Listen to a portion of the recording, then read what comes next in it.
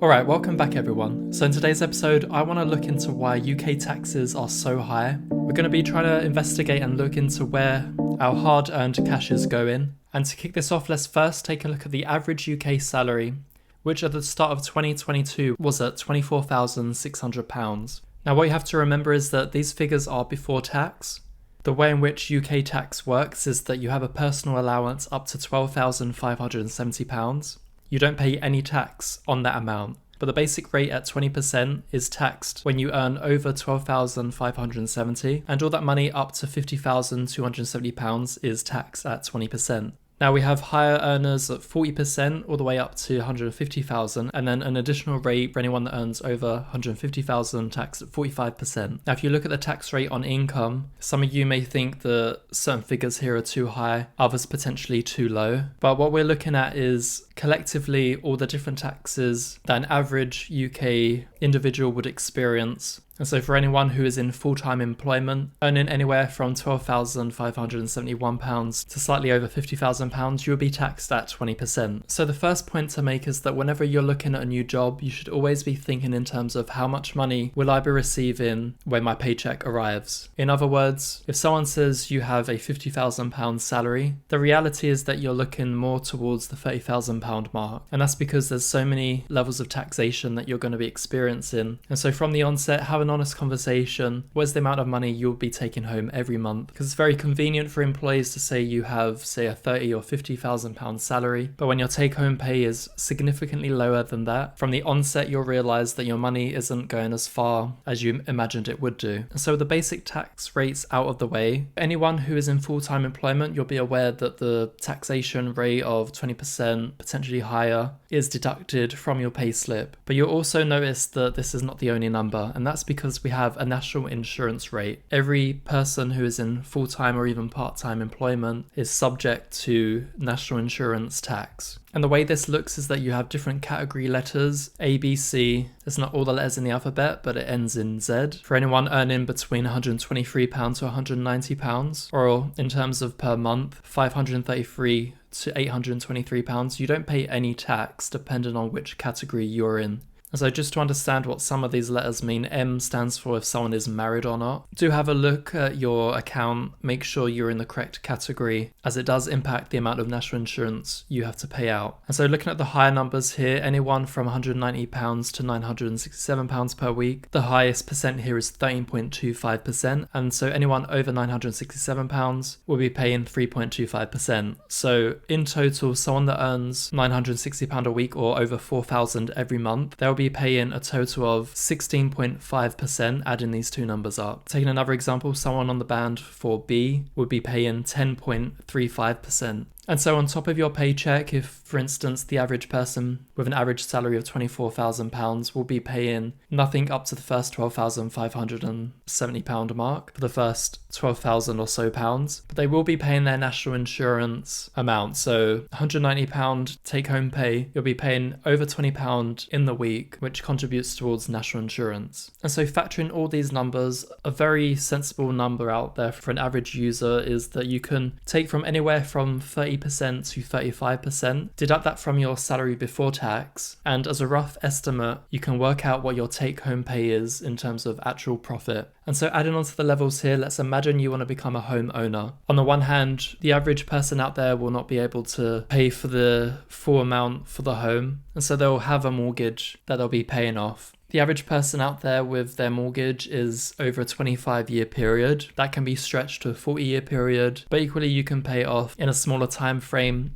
should you have the funds available. These days, at the lower end, you could probably get a 3% mortgage deal, and that's why this average value to pay off your mortgage is around the 25-year mark. Now, on top of that, if you are living in the home, you're going to have to pay council tax. There's different bands ranging from A to H. The band range depends on the property value that was worked out back on April the 1st, 1991. These tax bands are for the UK. These tax bands are for London, and just picking one of the values here, we can see that that at the high end, you can be paying over £2,000 every single year. And at the lower spectrum, you're looking at £700 for the homes that were considered of low value back in 1991. Now, looking at other countries out there, and for myself, I've lived in a lot of different countries over the years, the concept of a council tax doesn't exist in other places. And so what we have to understand is, what exactly is council tax? What is it trying to achieve? Now, the principle of having a council tax actually makes sense. So within the area that you live, let's say there needs to be some work done on the road or to fix up the lighting system. If you were to knock on each door and say, hey, the road needs to be fixed, please give a set amount of money of what you earn so we can fix this commonly used utility, individuals will not want to part way with their money. Equally, there wouldn't be a single individual that'd be willing to fix the road or the light just because it's used by everyone. And so very quickly, the area that you live in, the types of facilities out there would not have a high standard as a result. And so looking on localgov.uk, we have some old figures here, but in terms of every pound that the council tax receives, what are they actually spending it on? We can see that 57 pence is spent on social care. Interestingly, we already pay national insurance, which is around the 16% mark. Out of the example I just gave, highways and public transport, 8 pence is spent. We have education support, such as travelling from home to school, transport, that's at 8 pence. Homelessness and planning, there's another 8 pence allocated. In terms of waste management, 7 pence is spent on that area. And then in terms of licensing, elections, and trading standards, we have 7 pence spent. And so for those elections every 4 or 5 years, 7 pence is allocated. You're probably looking at about 4 pence if we divide that with some of the other areas that is listed, such as licensing, but that should be a red flag. 8 pence is spent on highways, but potentially 4 pence or even 3 or 2 pence being spent on an election that comes around every 5 years. Something doesn't sit right there. And then museums, parks, libraries, all the types of public facilities out there, there's 5 pence there.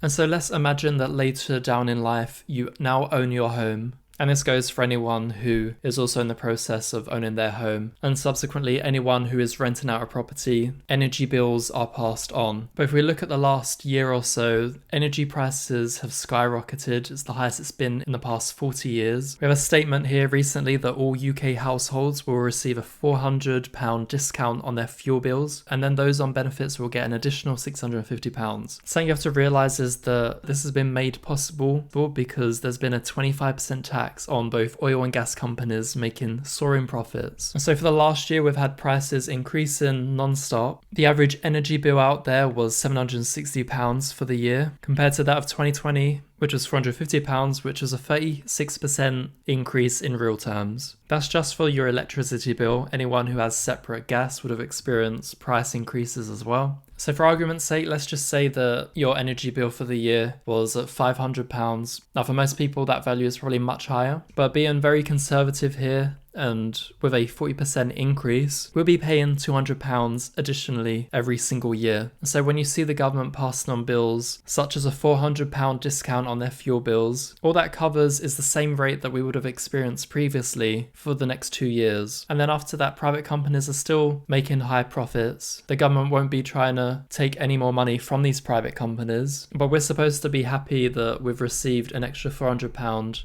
and most likely pay even higher prices as the years progress. We see it all the time with inflation, with the likes of transport increasing. And so this is where I believe the fundamental issue is within the UK structure. And so when you add all the different types of taxation, an average UK household, including food costs and general living costs, most of the money earned will be going towards paying for your home, paying for the mortgage. Look at some of the stats here. 1 in 10 people in Britain have no savings at all. The average person in the UK has slightly over £6,000, and then a third of people have less than £600 in savings. 41% do not have savings to live for a month without income. No wonder these figures exist when so much money is spent on all the different forms of taxation. And so I've painted a picture of how difficult it is. Most of your money is spent on everyday necessities. The younger individuals out here looking at ways to form truly passive income will make your life much more easier. People really need to get creative to be able to have the funds available for all these different taxes that take place. For those unaware, I invest in dividend-based companies, growth-based companies as well. well, and a little bit in crypto. Not all of my money is allocated towards investing, but the truth is in the numbers. At the moment, there's been a lot of sell-offs, but still,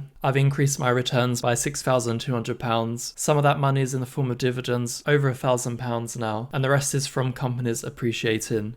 And so some of these private companies such as energy, if I take a look at my shares in National Grid, tiny amount, but already it's up 37%. And so some people may have the mindset, well, if energy prices are increasing, then there's nothing they can do about it. But you can invest in some of these companies. They are making their end users pay more and more money, but we can still benefit from having share ownership. Now there's a fine line between the types of companies you invest in. Of course, not all energy companies are bad. National Grid is one of the more preferred ones out there, but just understand that we can be both a consumer where we use up the energy and we pay in the form of our day-to-day bills, but we can also benefit in the form of dividends and receive money back as well. And so for me personally, I always look at the news out there and try and find a positive spin. Nobody wants to be paying more every single year. That is unfortunately the reality in the UK. When it comes to rising costs, there's very little pushback from the people like myself and potentially you, but let's try and keep half a step ahead where we can invest into some of these companies and actually get back some of the money that we've paid into the service. So thanks for watching everyone. New videos are posted each week, but with that said, I'll catch you in the next one.